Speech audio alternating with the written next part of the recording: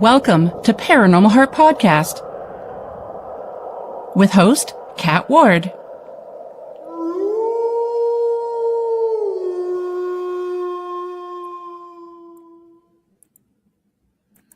Welcome to Paranormal Heart Podcast, paranormal talk with heart and soul. Tonight's segment is pre-recorded, streaming on United Public Radio Network 107.7 New Orleans, 105.3 the Gulf Coast, YouTube, and any place you find your favorite podcast. I'm your host, Kat Ward. Thanks so much for hanging out with us. So, my dear Haunted Hearts, for segment 77, I am joined by Dana Nedrelo. Oh, and I apologize. I should have asked how to spell the name, how to pronounce the name correctly. I hope I didn't butcher it, Dana. So he is a biologist and herpetologist known for his work in vertebrate zoology and wildlife conservation. Alongside his mainstream scientific career, he's spent decades researching Bigfoot / Sasquatch, whatever you want to call this big, beautiful beast, reports, and has been affiliated with the Bigfoot Field Researchers organization. He has also appeared on Sasquatch-related media projects, including Searching for Sasquatch 6, What Lurks in the Darkness. So please help me welcome Dana. Hello, Dana. Hello. First of all, one thing as we get to know each other better. Yes. You can call me Dan. Oh, Dan. Oh, thank you so much. Okay. No problem. There's two deals with the Dana thing. Uh-huh. One, I just go by it and everything's fine. But it comes from Dan A. Nedrelo. Nedrelo. Rhymes with hello. So I've got two Facebook timelines. One for biologists, conservationists, models, photographers, artists, people involved in, natural history of animals, zoologists, biologists, zoo people, all that. And I don't use the word Sasquatch or Bigfoot in that timeline or Facebook. Okay. But then I thought, I've got to have one that I can focus on. So what am I going to do? Not being familiar with setting up some of the devices, I came up with just putting the A over to make Dana. And so for those who, once they get to know me, they know who I am. But I've never changed it. So I go by, you can call me Fred. I'll still answer. So all good. Call me anything. Just don't call me late for dinner. That's exactly right. I absolutely love that you have a research in biology or background in biology, and it really helps with your Bigfoot research, because I absolutely love whenever I have a guest on and they have like a scientific background as well, whether they've worked in a scientific field or they're just very, very knowledgeable. To me, I find it really, really helps with the research and studying that a person's doing. Totally agreed. I kind of I don't promote myself much. I spend most of my time working with witnesses. So, but I would like to work with anybody who's interested in working with me. And some are, some aren't. Some people share a lot. Some share very little, and some share nothing at all. So it's an interesting group of personalities that we have as we all come back to learn more about this incredible unverified primate. Yeah. My specific background is when I was in third grade, I decided I wanted to be a herpetologist. So I'm kind of like the older American version of Steve Irwin in a sense. Yeah, okay. And I traveled to 44 different states: Australia, Tasmania, New Zealand, Costa Rica, Nicaragua, Haiti, Dominican Republic, Canada, all for wildlife photography, herpetology, and looking for our big friends. And I started that interest when I was 10, which I'll date myself. That was 67 when the Patterson film came out. And my teacher, Mrs. Betty Weber, made the mistake of saying the words abominable snowman. And I was extremely interested in all our wonderful great apes. And so I was familiar with the gorillas, the bonobos, chimpanzee, and orangutans, now of which we have 3 species. Well, what's interesting was when she said that, I'm like, you've got to be kidding me. And so I immediately grabbed the Britannica Encyclopedia at a buddy's house, and it was in there, Yeti, Himalayas. And I'm like, you've got to be kidding me. Yeah. And so I started grabbing. The first book I grabbed was Ivan T. Sanderson's Abominable Snowman: Legend Come to Life. Mhm. I studied that. I've got that actual book from middle school and high school that I checked out 25 times or You more. still have it? Or did you bring it back? The library had a sale, and I was there and Nice. found that book, and Yep. and my name was from top to bottom on it. All my signatures from 5th grade until 12th grade. So Yeah. that was kind of comical, you know. So for I just want to interrupt for a second. So for those of you from the younger generation, back in the day when you would take out a library book, when you opened it up, there was a page glued in there, and they would write the date that you took it out and everything. I don't believe they do. I think it's all digital now, but yeah, that's how they used to do it back in the day. That's how they used to do it. And I'm a really old guy now, so I have no business doing any of this, but I'm going to anyway. So thanks for hanging. In the meantime, one thing led to another, and as I studied my reptiles and amphibians, I decided if I'm going to do what I want, which is like really travel, and my whole interest on this planet is the natural history and the life of different animals, I better record it and document it. So I became a professional wildlife photographer as well. So I'm published in over 150 different books and magazines. I was fortunate enough after college to meet a fellow who had the same interest as me, and we hooked up and traveled all over the United States together. His name is Alan Blake Sheldon, and he's published more than I am. But if it sucked there, we wanted a picture of it. Yeah. And now getting back to the Sasquatch situation, I had my first experience without knowing it when I was 14 at a church camp up in northern Wisconsin in Pine Woods. Oh, and Wisconsin, that's a hot spot for Bigfoot. What basically happened was we had something at about midnight or 11 o'clock at night walking behind the vegetation in a lake edge in the water splashing, hissing at us like a bull snake, which is what our Wisconsin Pichawofus is. And it was a loud, but it was so loud. I was 100+ feet away and I couldn't feel it, but I just couldn't believe how loud it was. And I didn't get a chance to match that vocal until I was in my 40s when I talked to other friends who out of Michigan had recorded them doing that particular call, and I've since talked to other people that have heard it. So that was the first personal experience with that.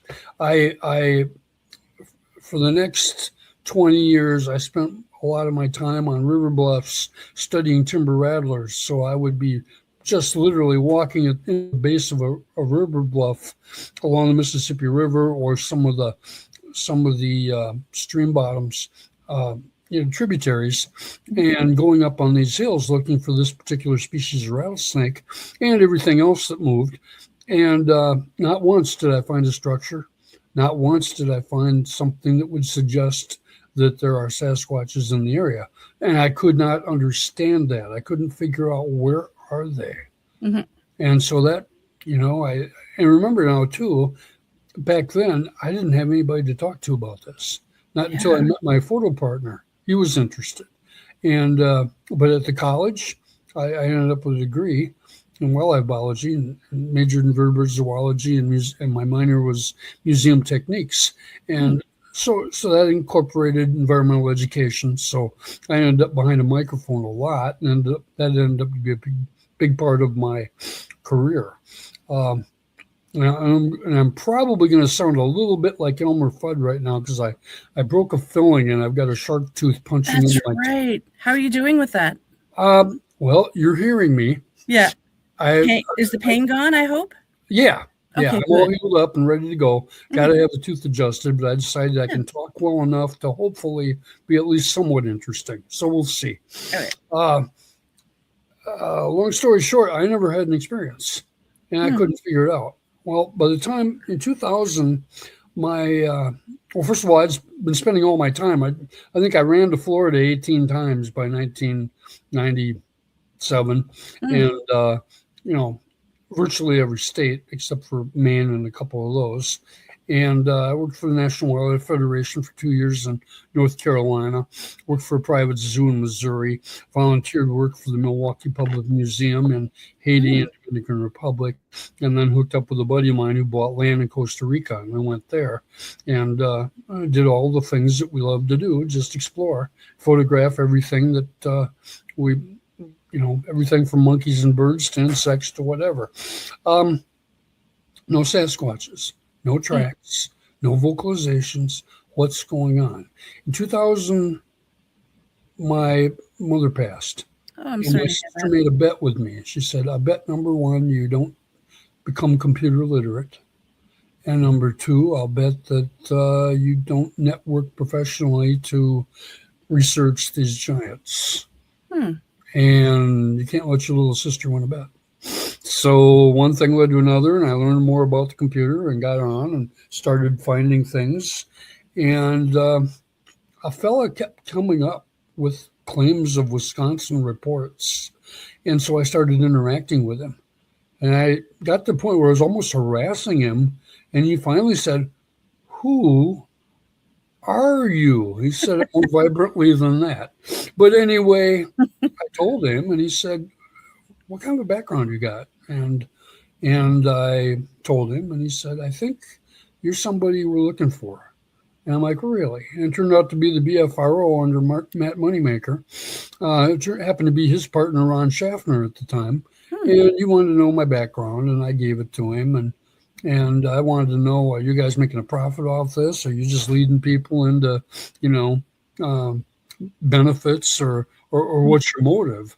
And once he explained it, I thought, what better way than to work with these guys and learn more? So I jumped in. Wasn't long before I had the key, and pretty soon there were tracks to look at, vocalizations to listen to, people to meet, and I was filled with far, far, far too much energy than I should have had. So I was like, bah, bah, bah, bah, bah, bah, bah, bah, bah. And at the end of 1 year, I gained 50 pounds.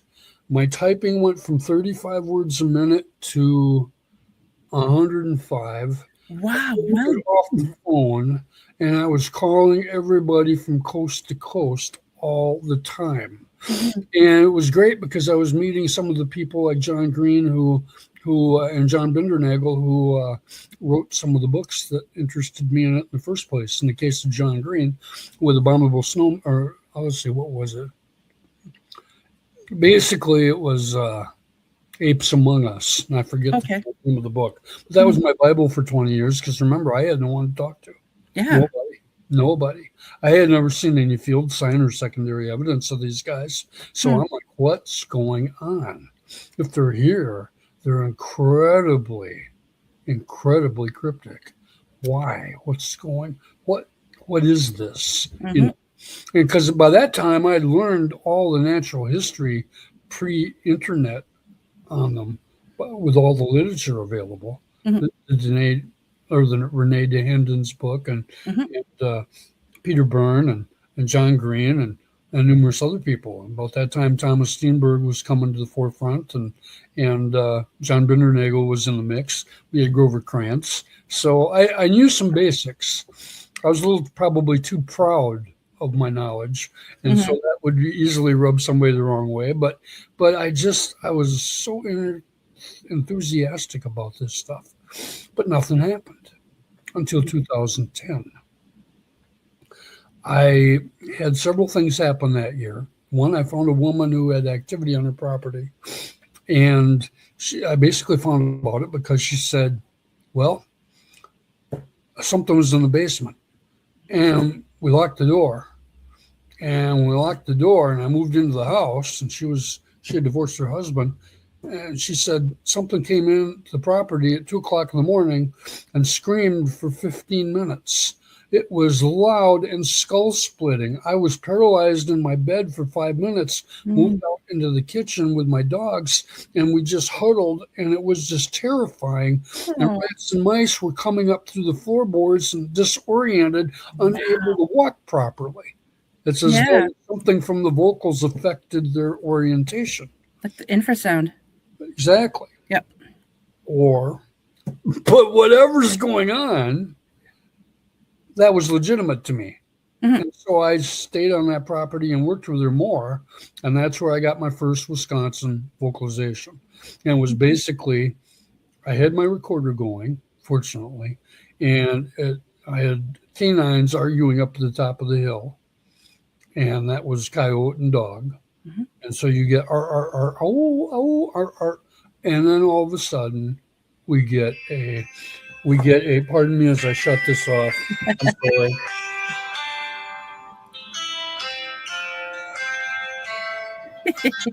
Thank you.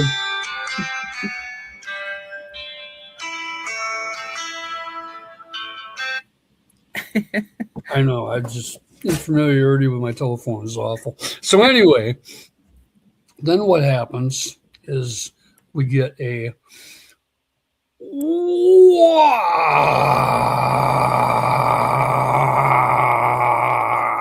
that goes across the valley and through the hills. And I'm sitting there going, yes, couldn't believe it. So happy. Finally, I got a vocalization I couldn't explain. I didn't see the sound maker, so I don't know. But I got secondary evidence from that location later on.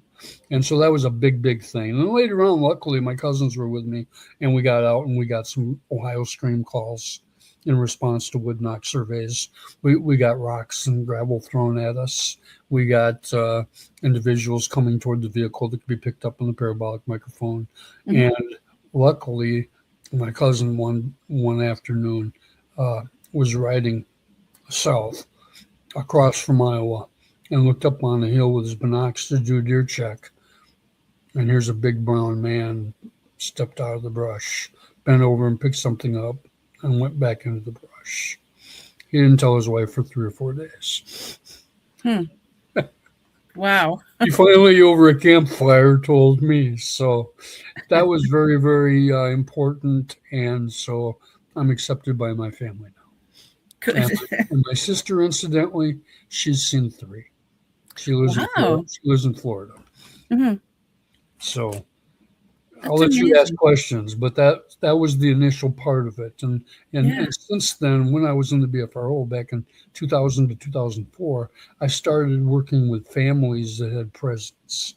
And I had people in Indiana, Virginia, and Tennessee simultaneously. So I could make comparisons with what was going on with footprints, vocalizations, and behavior. And so I learned a lot through that. Hmm. And I was criticized by many people simply because, uh, you know, I either knew too much or I had unfamiliar, uncomfortable information, Hmm. or who knows what. But now I pretty much just work with witnesses because I really don't have time for argument and drama. And unfortunately, there's a lot of that Oh, yeah.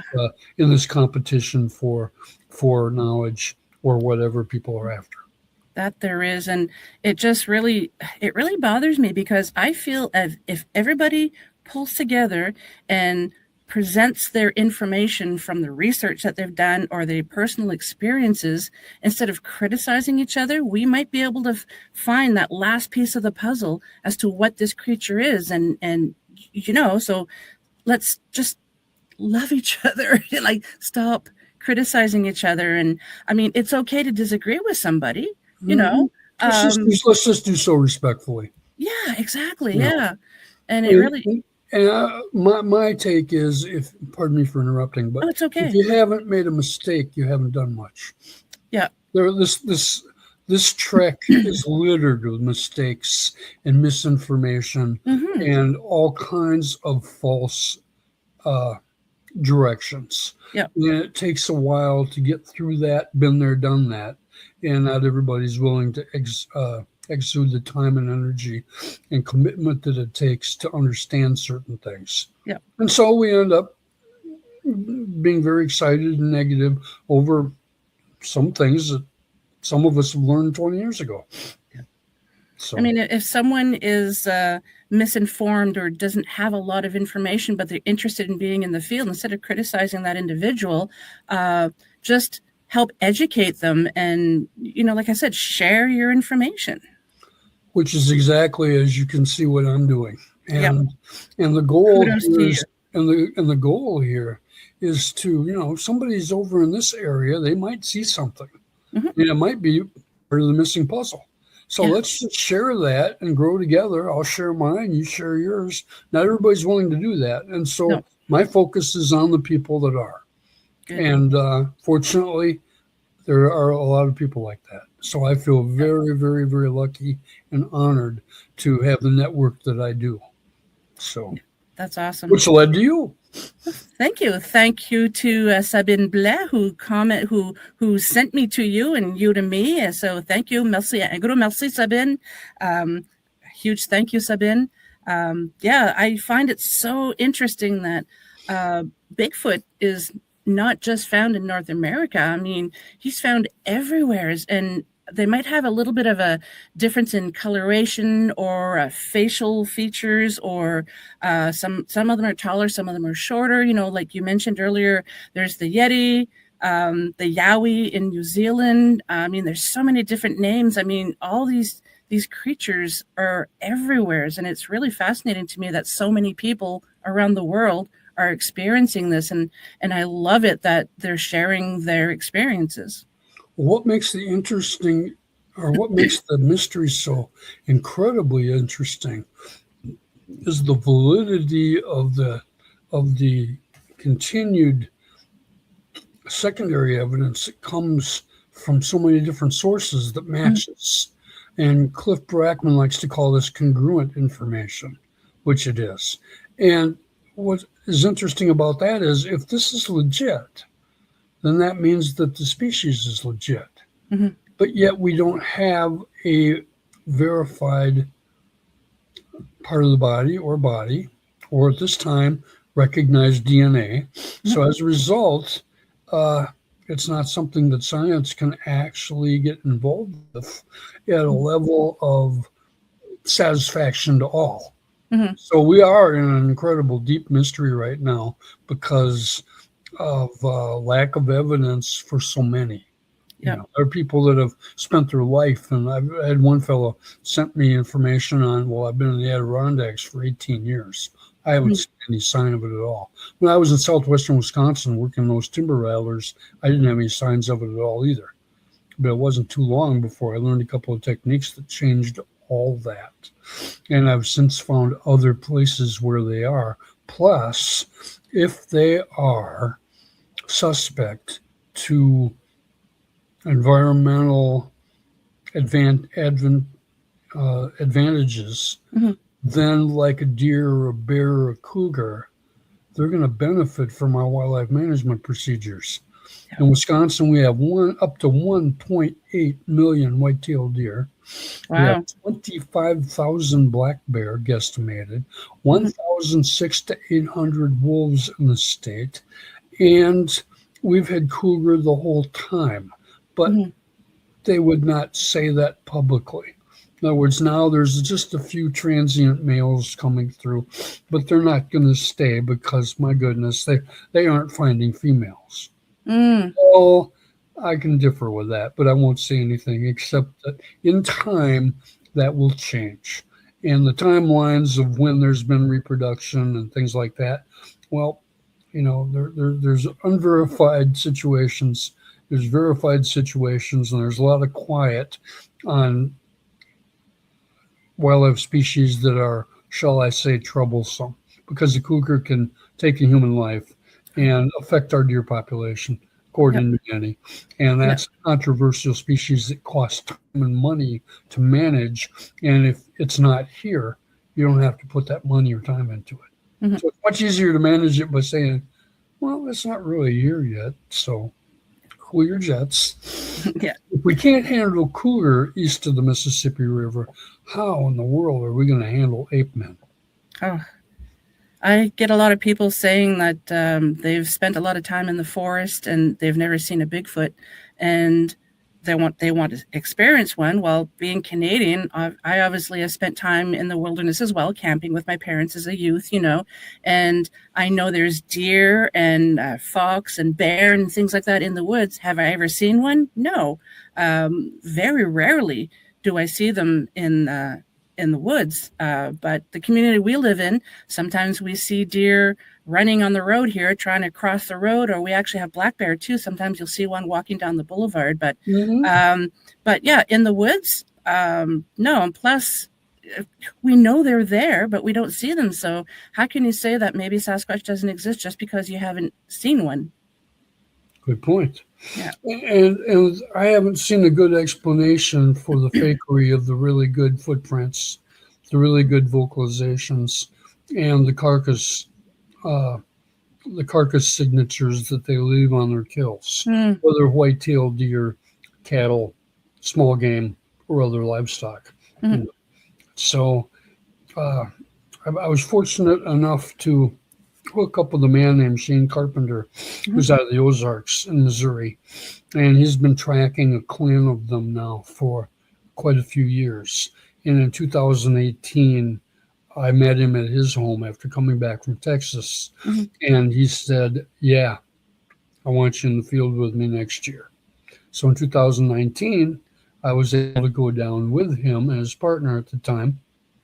Several of them aren't there now, but interestingly enough, I got there at 2:30 and 2:45 in the morning, and as we walked the trail, here we had through night vision a youngster peeking around brush.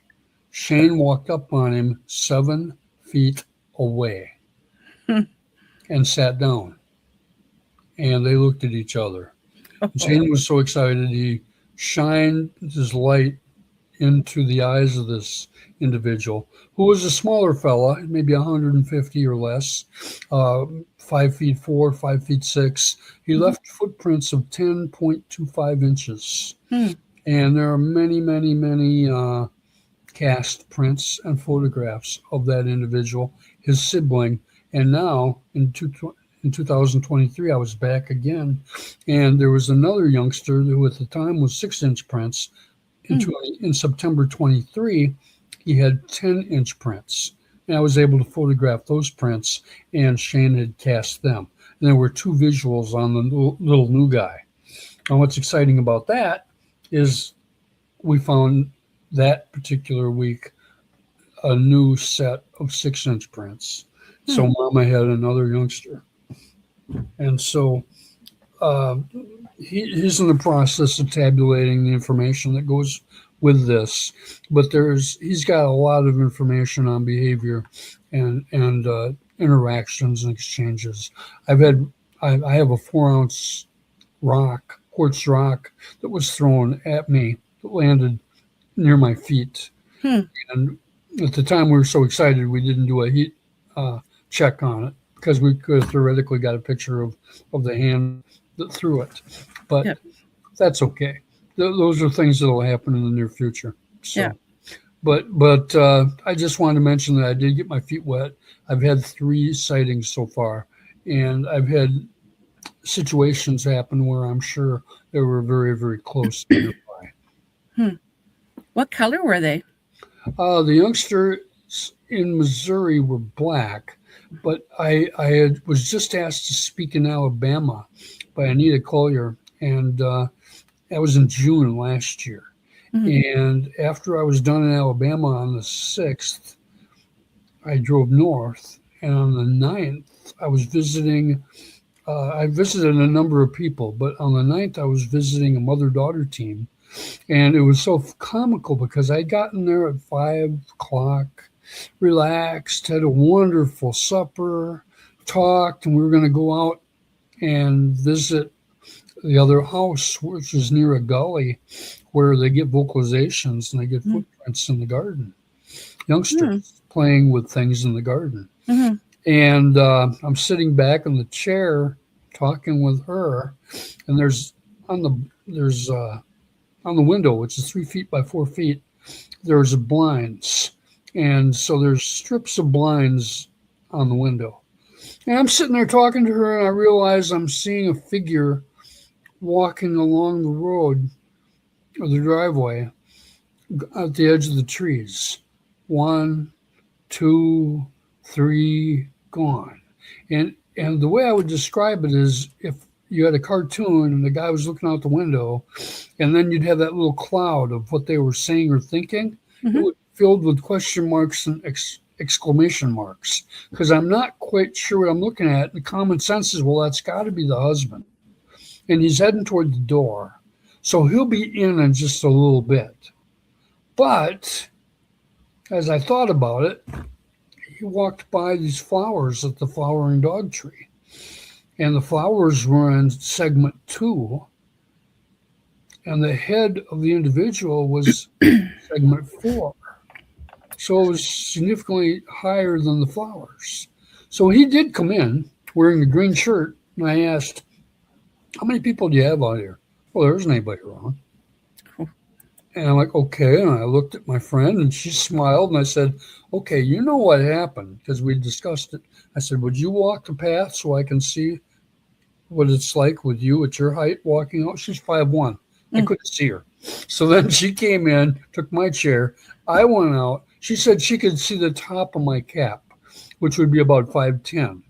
Well, as I was out there walking the path of the figure that I saw, I followed it by the flowers on the flowering dogwood tree and put my hand up, and they were higher up than my hand, which would have gone about 7 feet. So that means that this individual was at least a head higher than the flowers, which would have put it at least 8 feet. And it wasn't standing perfectly straight. So I don't know how tall it actually was. Yeah. It was reddish brown. It was lanky like a basketball player. And it moved gracefully. I only saw it from the hips up. And it seemed otherworldly to me in the way that it moved.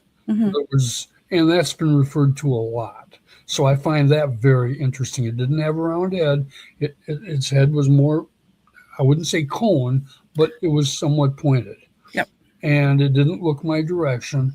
And it was far enough away I couldn't get a lot of good detail. But it was a unicolored reddish brown. And we've seen other secondary evidence from that area in the river system. This was northeastern Indiana, by the way. Okay.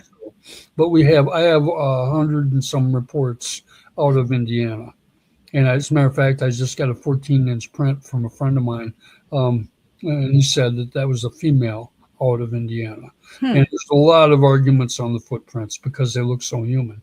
And what's interesting about that is even Dr. Meldrum had stated to one of our senior researchers in Illinois, the juveniles are really difficult to discern from humans because they are so similar in structure. Now, boy, that sure opens some eyes regarding the relationship to us. Yeah, it does. How could they not be closely related if they had a foot like that? How deep are some of these footprints? And I understand that the terrain would have a factor in it, but yeah. Exactly. There have been some that have been very, very, very deep, indicating a heavy weight. I have a friend of mine originally from Michigan he was visiting his grandfather in Michigan in 1993, and he's a retired police officer now. And so part of his survival method is to be good at guesstimating distance, height, girth, weight, things of that nature, because sometimes it's a bad situation regarding self-defense when you're dealing with people that are aggressive with weapons. Well, he was deer hunting on his grandfather's property in lower northwestern Michigan, and something was banging on the house regular, and he was attributing it to people that had too much alcohol and didn't think too much about it. But the morning before season, I believe, I have to double check that. He came out at 10 o'clock in the morning and walked around the house. And here was a very gorilla looking man that he found out later measured 8 feet 4. Wow. That was just standing there looking at him with it was kind of expressionless. But when he went to reach for his pistol, it changed its demeanor and turned and walked off. Now, he wasn't aggressive at all.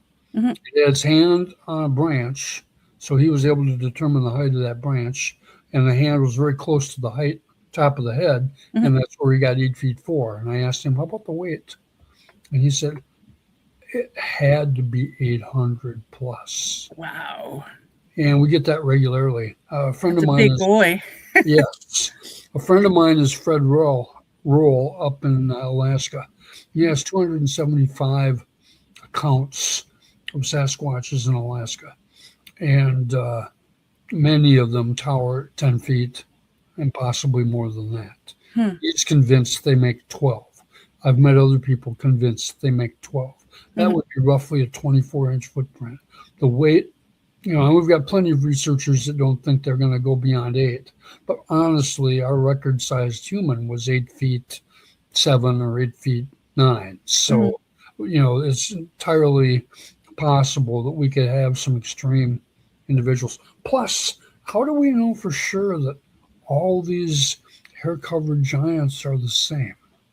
I'm not convinced of that, especially when some look like gorillas and some look like people, and some look like gorillas with caveman faces, and some look like Native Americans, and some look like Caucasians, some look like black people, some look like white people, and some people. It's just on and on and on. Now, obviously, with our species, our races, we've got small pygmies from the tropics, and then we have giant people that play center in the NBA, so National Basketball Association. And look at Andre the Giant too, that wrestler. I mean, yes, wow. Yes, we have a lot of people that are big and heavy, 400, 500 pounds, and so it's entirely feasible that we could have a giant ape man that has characters we're unfamiliar with. Yeah. So. Yeah, I agree. Yeah. Let me ask you. So, so back in the day, when I first heard about Bigfoot, obviously it was a Gimlin Patterson film. And back then people would just talk about sightings and footprints and then hear the vocalizations.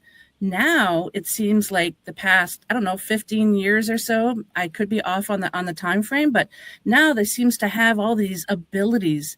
Some of them can cloak. Do you think this is perhaps two different species, or is it the same one and we're just learning more about them? Those are great questions.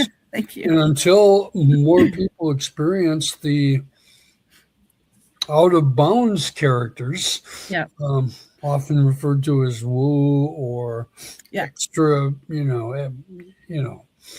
most people just wipe that off the map and roll their eyes, but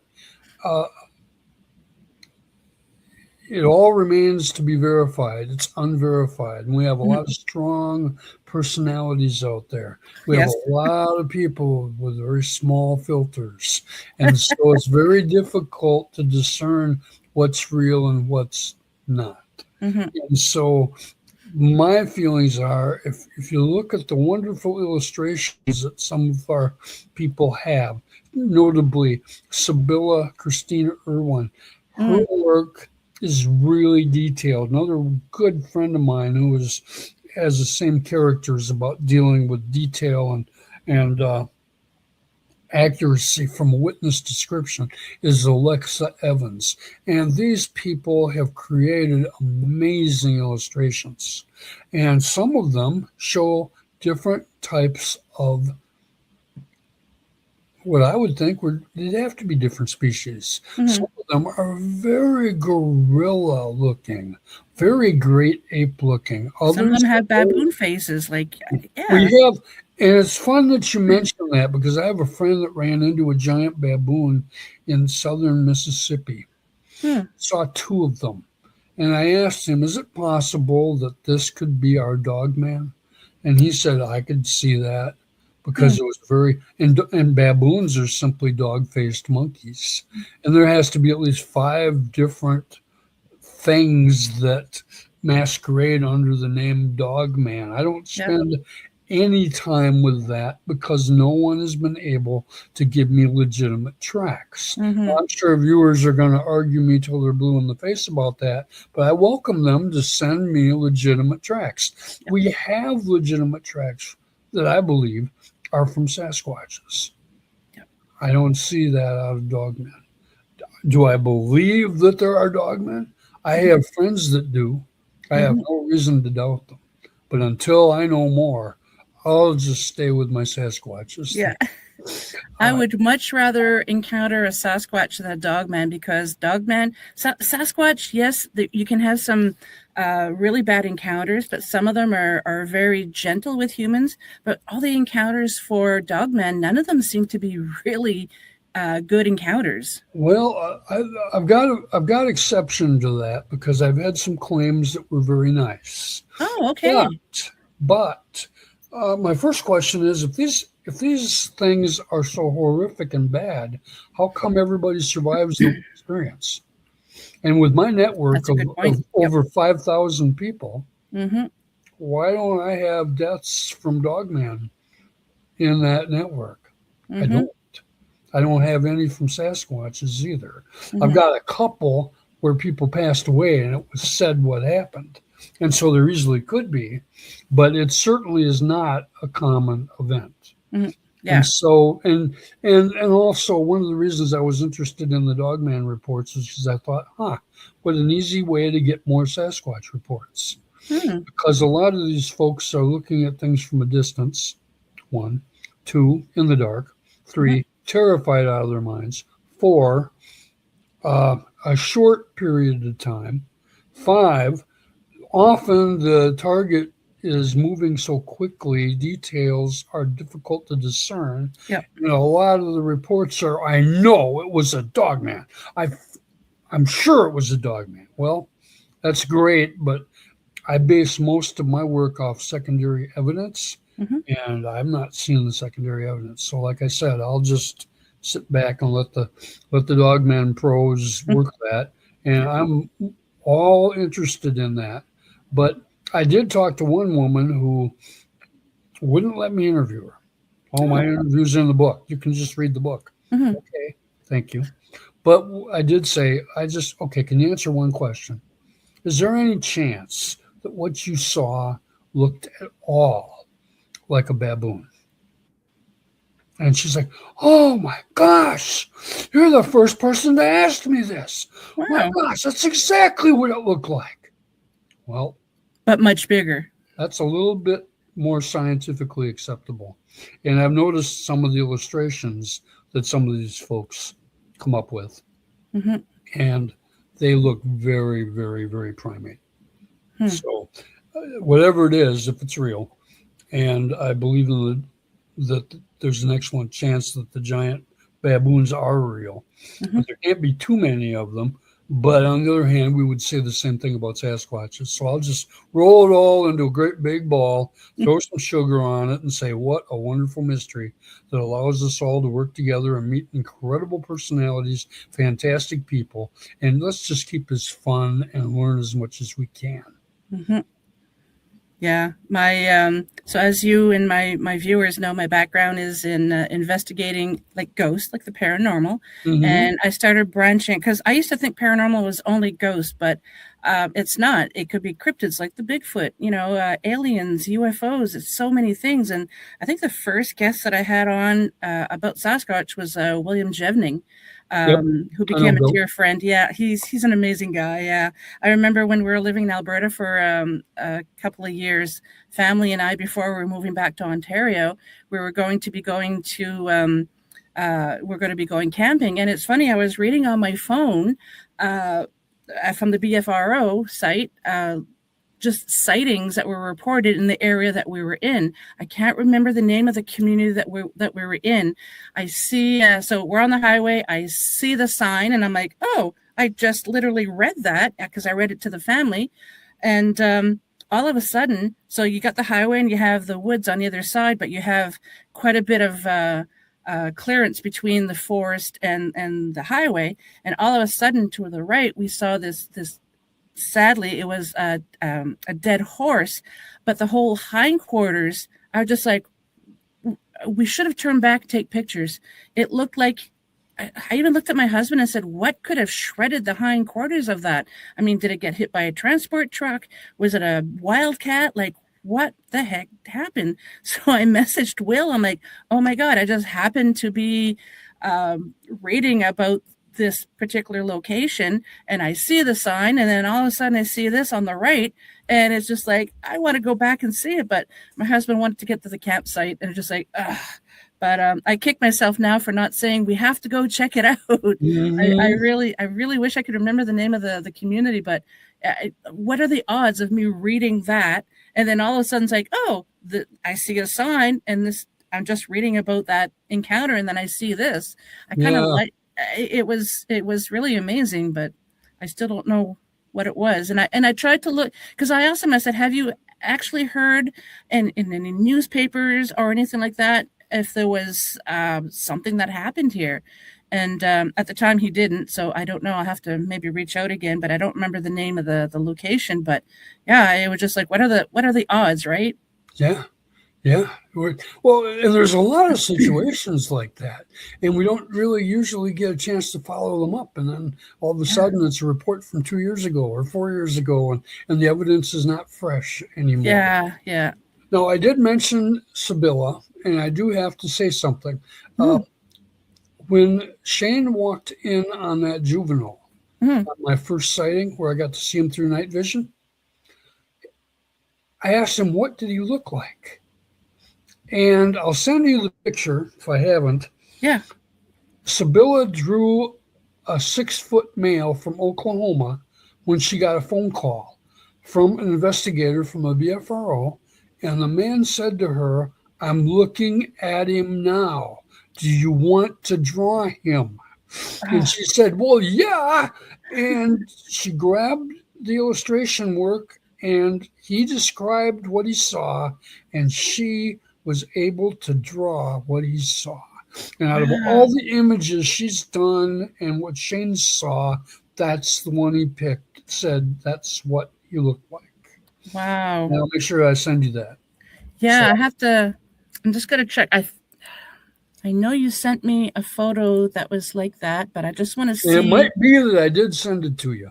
It's a youngster. Some people would say it might be female, but it's not.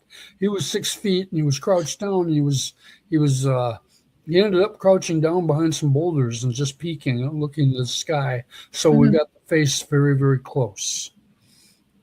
And I find that remarkable. To me, that's the most accurate illustration she has done so far. Now, she might say otherwise, and she may have good reason. But in my mind, when you can do the drawing with somebody who's looking at it over the phone, that's hot material, I'd say. That's just nothing but fun. And that is very, that's talented. Oh, she's good. She's real good. SibyllaIrwin.com is what your listeners can go to find more, or just Google her name, and her base will come up, and you can see many of her illustrations. She's absolutely amazing. Alex doesn't do it anymore, but she is still very vibrant and very interested in what's going on. I'm going to be doing a lot of my footprint work with her because I want her eye on some of the discrepancies that we're getting. And as far as other interesting things, you were talking about the paranormal aspect of Sasquatches. Well, the more we know about great apes and what they really can do, I think that's going to help us. And I love to bring up the fact that Coco the gorilla she was said to sign 1,000 words. That's incredible. If that's true, had she had the anatomy to speak them, she could. And we do believe that it's entirely possible, at least some Sasquatches have that ability. I have a friend, Julie Wrench, in North Carolina, and she hears vocalizations sometimes from the woods that sound just like her husband calling her name. Wow. And he has heard vocalizations calling her name. That's creepy. She has put up some of the sounds that she's recorded. But there are many, many, many people now recording in all areas of the United States. And luckily, we're getting repeat vocals, calls, words, things of that nature. So I think as this information comes out, we're going to be very surprised as to what's available. In an exchange that I had that may or may not have been legit, I don't know, but seems like it was suggested to me that the old ways of communication are often utilized, so because our people wouldn't know about that. So that's interesting. And a friend of mine told me that she had an experience where a female that she didn't know simply stated to her, apparently telepathy-wise, and I know nothing about this, but the point was, your kind talks too much. Yeah, I thought that was just wonderful. Now, did that really happen? She knows. Do I believe her? Yes, but it hasn't happened to me. But I've got other friends that do not want it publicly announced that they've had experiences too. In my own case, as a scientist, it's really hard to say. I'm a retired DNR biologist from Wisconsin. I'm a herpetologist. I spent my time studying rattlesnakes, but I'm also interested in every aspect of crocodilians, snakes, lizards, turtles, frogs, amphibians, tuatara in New Zealand, just the whole smear. And it all started because of dinosaurs, but there weren't any, supposedly. But Adam Davies tells me otherwise with the creature in Africa. So, interestingly enough, where was I going with this? I was going with what happened to me on that study site at that woman's property. I was severely burned in 2018. Oh, sorry to hear about that. Well, it was a very stressful situation. Not details aside, I ended up in the hospital for 17 days with skin graft surgery. The leg isn't perfect yet, and I still have problems from it, and it's infection prone, so I have to be careful. Anyway, what's interesting is when I came back to the private property where I was doing interactions on the trading block, on the second day, there was a plant called burdock. And burdock is like a sticker type plant. And I'm looking at it, and the roots were torn off. And I'm thinking to myself, what's going on? So I immediately went in. I don't know enough about plants. I'm learning, and I'm studying nutrition. I'm going to be 70 in a couple of years, so I'd really like to have a good handle on my health condition and my nutrients. But anyway, I looked up burdock, and it said, I see I'm too close to the camera. Whoops. But anyway, I looked up burdock, and it said, this is really great for topical use for burns. And I checked the roots, and it said these are carcinogen inhibitor. And I'm like, thank you. Apparently I don't need them. That's great. And what was interesting about all this was, how could somebody know that I could use burdock on my burns? Was this smelled? But that's one of the little strange things that happens that we wonder about, because what other capabilities do they have that we don't understand or are unpublicized? Now, she wouldn't like it if I talked about it on the air, so I won't. But I will just say that I have a friend who has requested information from whoever's making the noise or whoever might be in the area. And she has gotten responses. In one response, she got a vocalization directed directly to her. It ended up vibrating her chest. Wow. In another situation, she got a sharp scream call right after she asked about, are you guys here? And so I tried this basically for the first time last September. And I was in a open meadow. Everyone was gone 2 to 2.5 miles away. I found out later. It was 10 o'clock when this happened. And I shouldn't even say this, but I'm going to for your benefit. We're paranormal here. I asked mentally, without saying a word, if you guys are here, could you let me know? Now I don't know who guys are, who you guys are. But I was referring to Sasquatches, hopefully. What happened 1 to 3 seconds later was whoop, whoop, and it was the most beautiful whoop in 2 syllables, whoop, that I've ever heard online. And it was only my second whoop that I've gotten in Wisconsin. Now, I was so happy and thanking them that I didn't think to say, that was fantastic. Can you do it again? Which is what I was told to do by another researcher who has had similar experiences. So are these things the same as the standard regular Sasquatches? Some people say no. Some people say yes. Some people say, I don't know. And I don't personally know. I think we have fragmented information.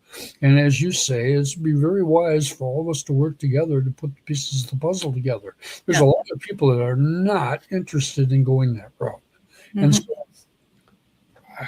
there's not much I can do, because I'm not going to just hand over all my things to somebody for nothing back.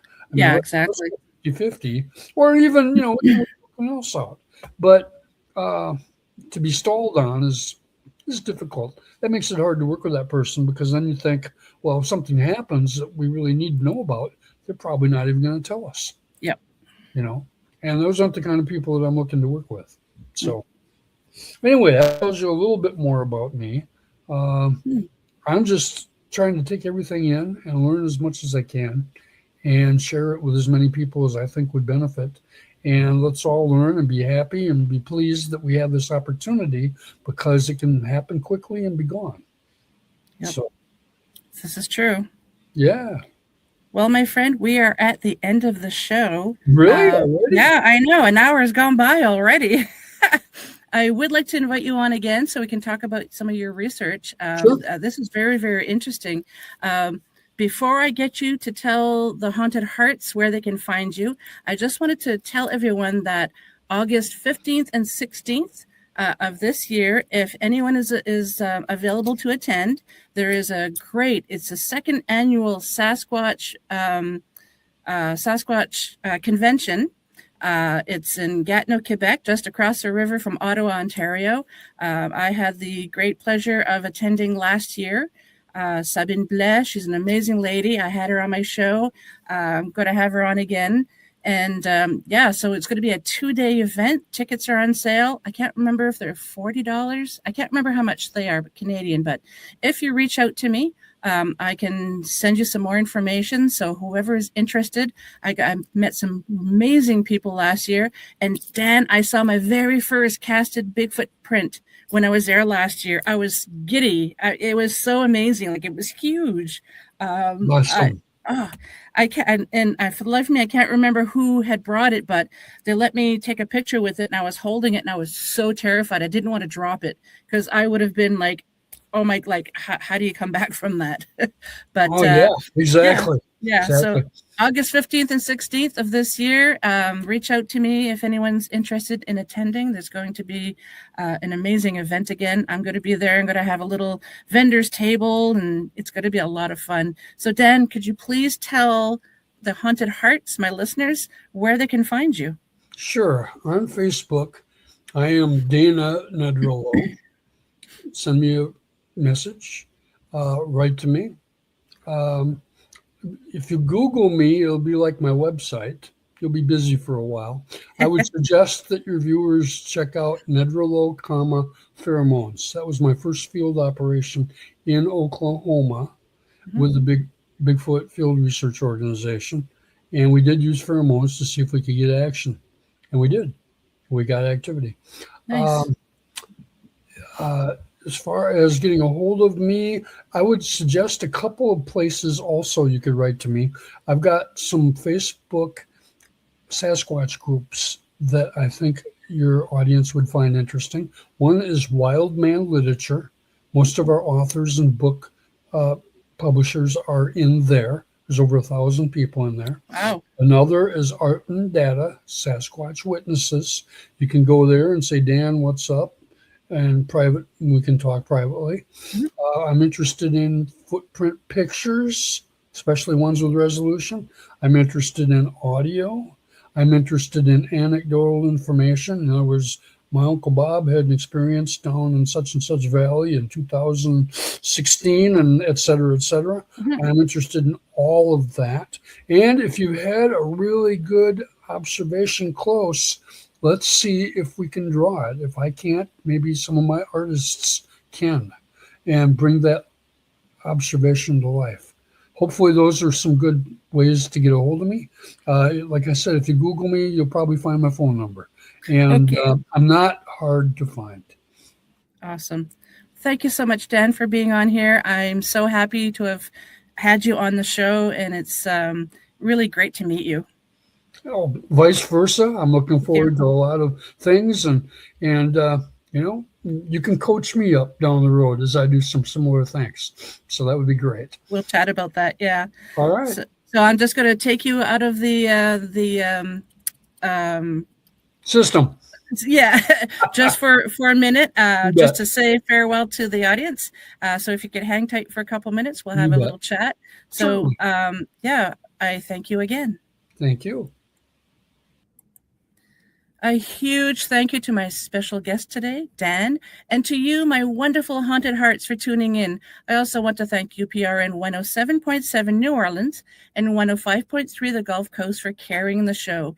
If you enjoyed tonight's episode, please like, subscribe, share, and comment. It truly does mean the world to me. And if you'd like to be on the show, have guest or topic ideas, or just want to say hello, or even just tell me where in the world are you listening to this show right now, that is so interesting to me. Drop me an email at paranormalheart13@gmail.com. And also, so yeah, I'm just so excited. I love doing this show. So until we meet again, take care of yourselves and each other. Much love to you all.